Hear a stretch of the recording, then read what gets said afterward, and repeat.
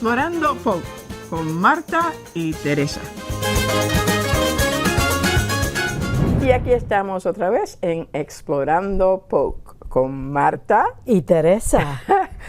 Hoy vamos a hablar sobre la agricultura y no creo que vamos a hablar mucho en español, porque aunque el programa es bilingüe, a veces los invitados no saben hablar español. Los expertos en la área que vamos a hablar, ellos traen mucha información que queremos compartir. Y no todos los expertos hablan español, así que prepárense que esto va a estar bueno, vamos a aprender.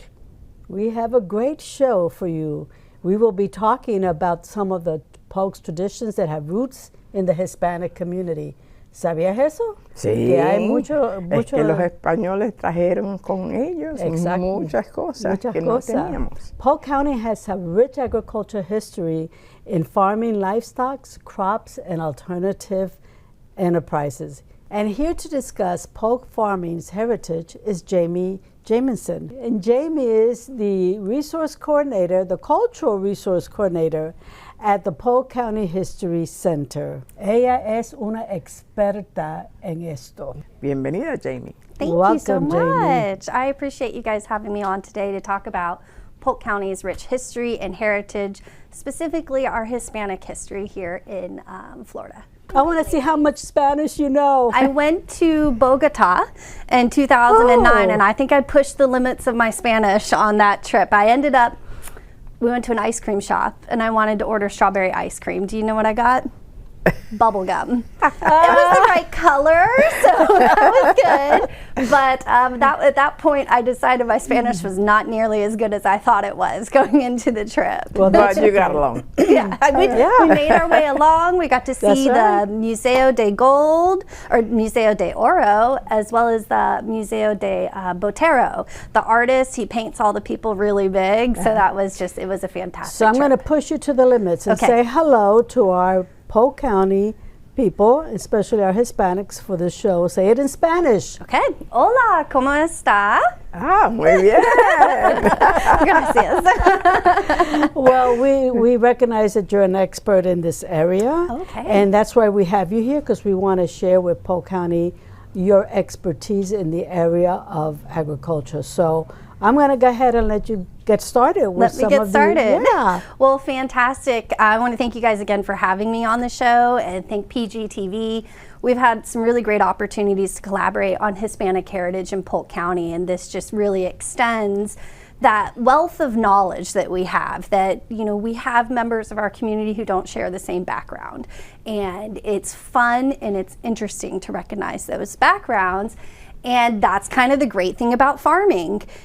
I can't farm because I have a black thumb, but anybody who has a passion or an interest for farming, animal husbandry, there's so many opportunities to get involved in Polk County. Now, if we're going to get in the way back time machine, all of this goes back to the fact that Florida was originally founded by Spanish explorers. Exploradores. Como nosotros. Como nosotras, Marta y Teresa, explorando Polk, igual que Ponce de León. Qué interesante que las primeras personas que empezaron en esto fueron hispanos. Wow. Claro. Wow. Yes, so we look at this as kind of that concept, you might remember it from middle school geography, the Columbian exchange.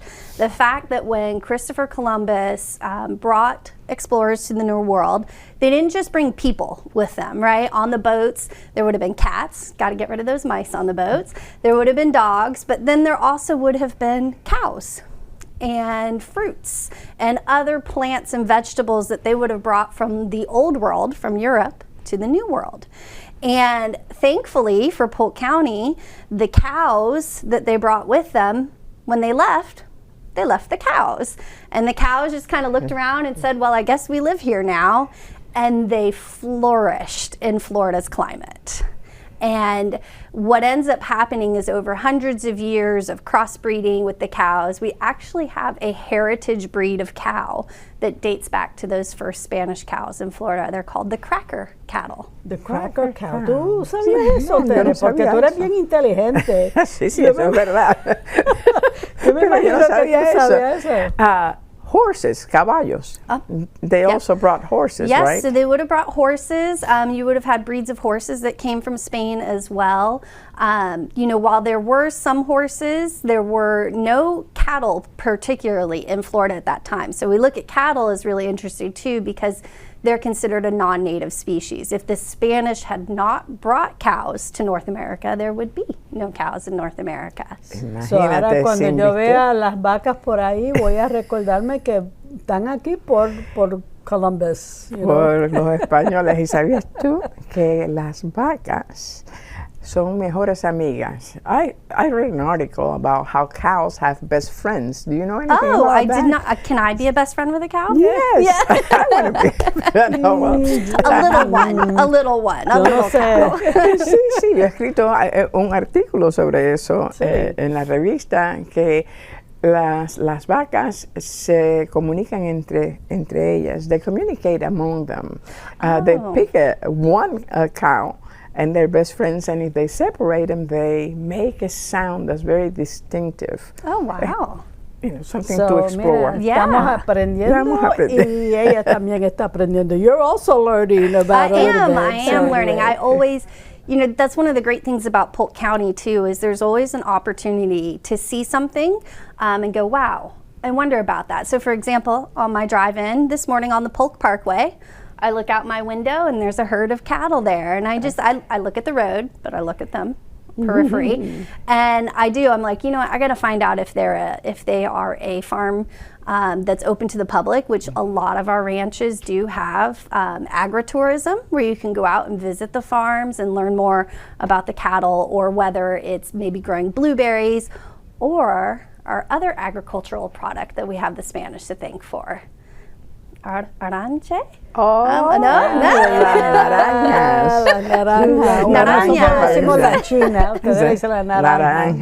Sí, yeah, they're so good. Oh my God. Good. And when we look back, the orange itself has a really fascinating history, because it came on the ships with with Juan Ponce de Leon, Hernando de Soto, and it was such a hardy crop that they just left them on the ground, and the wild seeds propagated, and you started to have, there's a Spanish governor who writes back to the king and queen in Spain and basically is explaining how wonderful Spanish fruits are growing across all of Florida, whether that's oranges or mangoes or other types, pomegranate, other types of fruit. And the kids are really intrigued when I bring them into the History Center.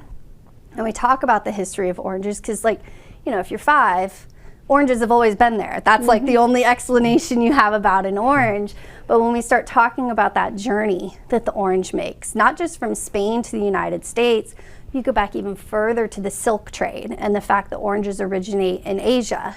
And the reason that they're in Spain is because of that trade along the Silk Road. So we have some fantastic and well-versed agro history here in Polk County. Teresa, tenemos las vacas y tenemos la naranja. Naranja. Que vienen de España. De España. Tenemos los caballos.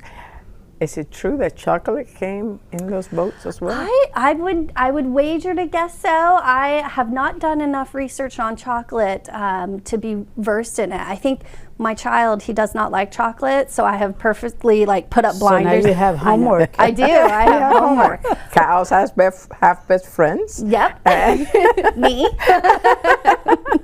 And chocolate. Yes, and one of the more interesting things that we look at too with Polk County and Spanish history is the Spanish-American War. One of my favorite topics that I've had the opportunity to research at the History Center is this exhibit that looks at all of our communities. So why is there an Auburndale? Why is there Lake Alfred? Well, one of the communities that kept popping up in Fort Meade was something called the Cuban colony. Awesome. And I said, what is this? And I start going through the newspapers from the late 1800s, 1890s, and it was literally a group of Cubans who had left Cuba because they were, tired of the oppression. They didn't want to be there for the war, and they set up a colony in Fort Meade. And any wild guesses what agricultural product they grew? Tobacco. Tabaco. Sí. Azúcar. So they had a tobacco farm in Fort Meade. It was kind of between Fort Meade and Homeland, but there's reports in the newspapers of there being so many of these settlers that signs in Fort Meade were in English and Spanish. There was a school for the Spanish-speaking students. So it's kind of this really interesting, usually when we look at the Spanish-American War, we look at the fact that American soldiers came through Lakeland on their way to Tampa to go fight in the war, but we also had new citizens that came in because of the Spanish-American War. Teresa, ¿sabías eso? No, yo no sabía esto. Es muy importante explorar las cosas que han pasado aquí antes de nosotros, Eso es porque muy pensamos que somos los interesante. únicos hispanos que los que estamos llegando ahora.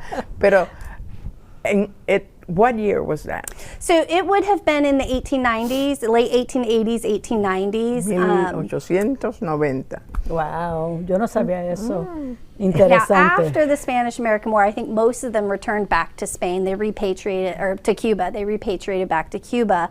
But that didn't stop tobacco growth in Polk County. There were still a few farmers who took their hand at tobacco.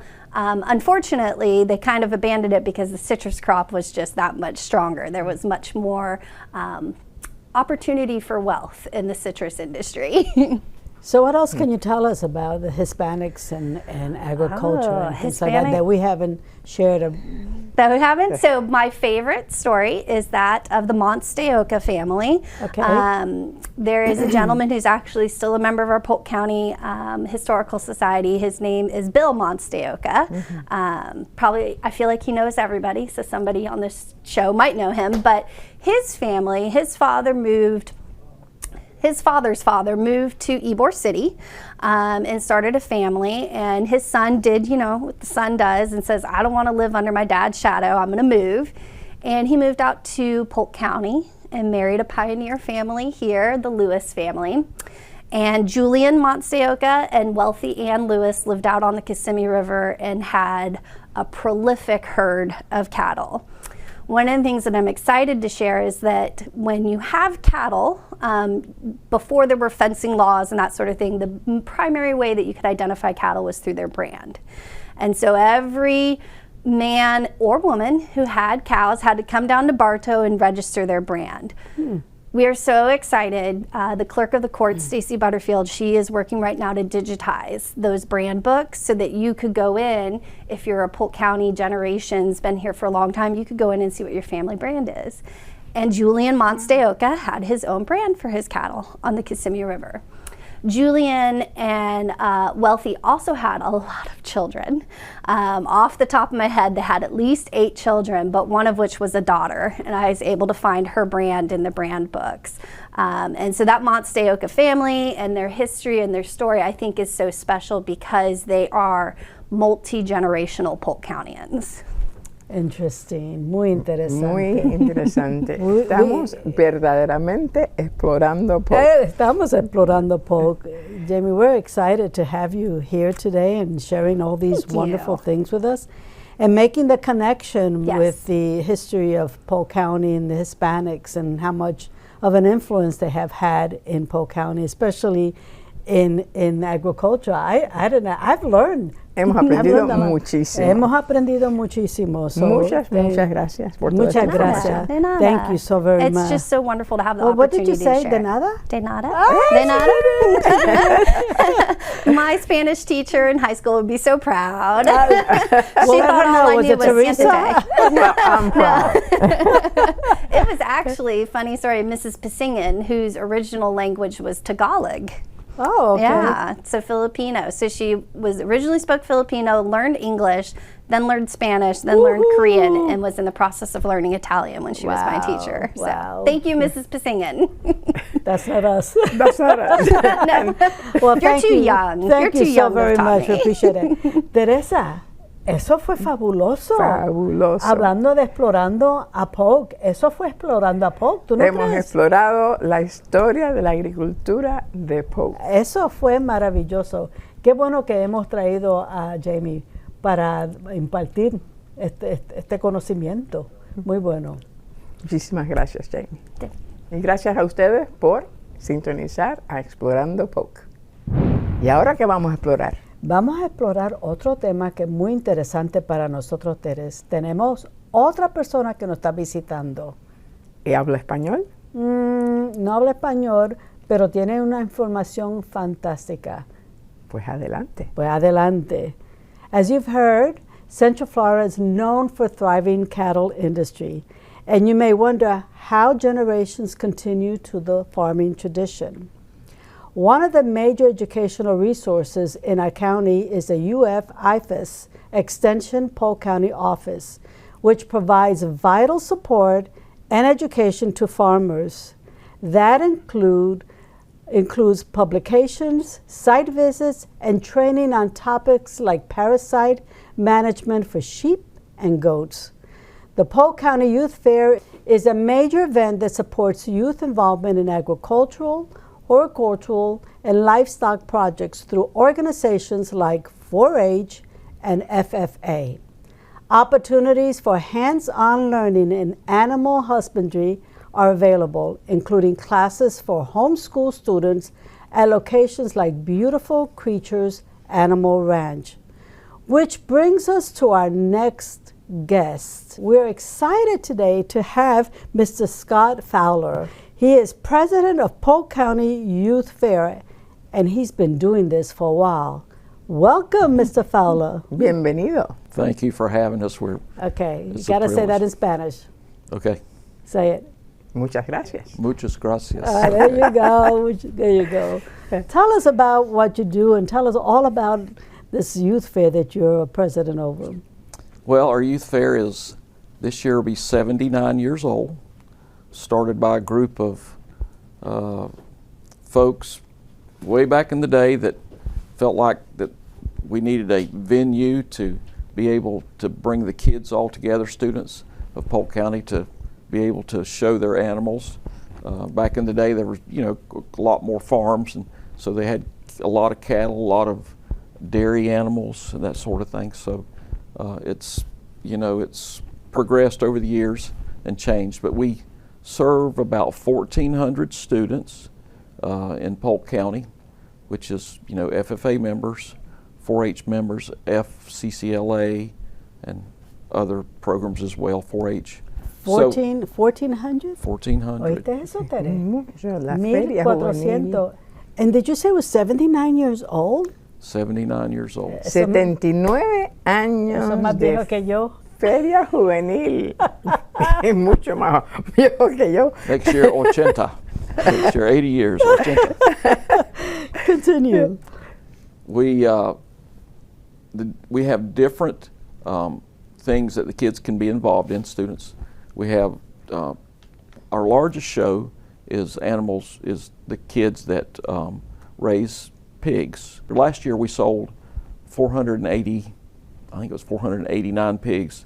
This year it may be a little less than that, but we have over 400 students that are involved in the pig show. I have an information on that. My husband, way back when, was one of those kids that raised pigs. And he showed him in this. Mi esposo. Yo no sabía eso de Carlos. Sí. Nosotros, La Feria Juvenil. nosotros no Very tenemos important. esa experiencia, pero hemos comido. We've eaten the pigs. We bought and eaten the pigs, but we haven't raised them. Yeah. Pigs, muy bueno. Yeah. We have around 90 kids or students that have steers. And this year we did something a little different. We had some ranchers that went together, and they sponsored about 6 kids in buying their animal, helping them buy the animal. So, a lot of the kids, it's very expensive to raise a steer. It's between $1,500 and $2,000 just to purchase the animal. So we were able to sponsor 6 kids this year with steer projects, help them get into that project, and even help some of them with feed if they need, and then they will pay that back when they sell their steer. Hopefully make a profit, and then next year we'll be able to finance their own steer. So it kind of gives them a little head start and a little help to get started. We have. I'm going to interrupt you. As a principal of a couple of middle schools, I had students in the agriculture department that went to the fair, took either their pig or their steer to the fair. And it was very interesting. I mean, the dedication. Tere, esto es una cosa muy seria con estos estudiantes. Muy importante y muy educativa porque es casi empezando a crear su propio negocio. Exacto, exacto. ¿Tú has ido al Youth Fair? Sí. Sí, yo también, muy interesante. Fantástico, si no han ido al Youth Fair, tienen que ir al Youth Fair. La Feria Juvenil, todos los años. Tienen que ir. How many years now? You said 79 years? 79 años de Feria Juvenil, educando a nuestros jóvenes a ser agricultores, a criar su propio ganado. Muchísimas gracias. Thank you very much for everything that you do. What made you get into this? Well, in high school, I was what you would call an ag kid. You know, I'm from Fort Meade, and we had a very, very strong ag program. And when I was starting the 9th grade, I was able to get into that program. So I stayed in that program for 4 years, and you know, really, that program changed my life. We had very good teachers, advisors, and those guys really invested their time, probably their money as well. Mm-hmm. You know, they'd load us up in a car and we would go to contests. You know, and back in those days we did meats judging, we did parliamentary procedure, you know, public speaking, and in those days we had a quartet and a string band, and I'm a little bit musical, so I sang in the quartet and I played my guitar in the string band, and you know, we went to conventions, our state convention, but you know, we had tractor driving, we had all these contests, and these guys really invested their time and effort into me, and things that I still use today I learned in that ag program. And I did a steer one year at the fair, so that's kind of how I got started. En otras palabras, no solamente bregar con los animales, pero este programa tiene muchas otras ramas que los estudiantes participan. Es algo muy educacional y algo que si ustedes no saben sobre este programa, aquí le proporcionaremos la información de cómo involucrarse y cómo asegurar que sus hijos, si están interesados, puedan participar. You know, one of the things that Teresa just said is that we want our people to know more and to get more involved. Tell me how, or tell our audience, how can they get more involved in this? How can they know more about what you're doing or what our youth are doing? Well, we encourage them to come to our show. It's in the last week of January every year, and it lasts about 8 to 9 days. We start on a Friday and end on the following Saturday, which is, I guess, 9 days. And we encourage them to come. We encourage them to come buy animals. We sell the pigs on Monday. We sell the steers on Friday. We sell the goats and sheep on Friday. We sell some cakes throughout. But come and encourage and help us to support the youth. You know, they can buy an animal, which is great, and they're going to get very good quality meat. You know, these kids with steers, they raise those animals up to 8 months. They have to haul a lot you know. Very organic. Yeah. Yes. Muy orgánico. Yeah. Fantastic. And, so it's, you know, the meat quality is great. It gives them opportunity to support the kid, to encourage them to continue. You know, we have plants. We have around 1,400 plants every year that we sell them on the last Saturday of the show. All the blue ribbons get to sell, so we have, you know, all kind of plants for home. So, you know, we started having our show on Saturday, so a lot of the women that has to work through the week, they want to maybe do a little sprucing up in their yard. That gives them opportunity to come and bid on a plant. There's fruit trees. We have usually citrus trees and blueberry trees and that sort of thing. ¿Dónde vamos a estar la última semana de enero? Vamos a estar en el show. We're going to be there the last week of January, and I hope that you will too. I've bought pigs at the show, and I've also bought a steer at the show. and excellent. I cannot complain about what I bought. And it's exciting to see. La gente van y empiezan, they start bidding, you know, Yes. empiezan, and it's really exciting, and you get really involved in it, so it's really good. So. Yeah, and we also have processors there, so if you buy a steer and then you would like to have it processed, you can send it to the processor. Yes, we did and then that. within a few weeks or a month, you'll get your meat already back ready for the freezer, and then you can Vamos start a comprar cooking. una. Start cooking and eating. Vamos a comprar una grande. Yo quiero también plantas. Oh, sí, las plantas son bien. We're saying the plants are, yeah, spruce up your yard with plants. But yeah, that's great. And let me say this, that that from my perspective, that we get 8 or 9 days a year. It's more than that because there's so much going on during the year. You know, we're interacting with the students. You know, they're buying their animals. We're checking them in. We're, you know, getting everything all squared away for the fair. But we get a week a year to really be able to pour into the life of these kids. You know, we have hundreds of volunteers that volunteer their time. A lot of them spend their own money a lot of times. So we invest in the life of these students to try to make a difference in their life, just like I was mentioning how my ag teachers made a difference in their lives.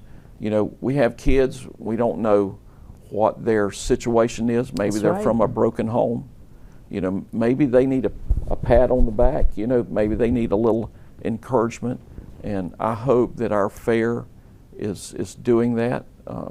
We have a lot of good people that really have the best interests of our students in their heart, and they're wanting to make a difference. And we're trying to change the culture and really invest into these kids' lives.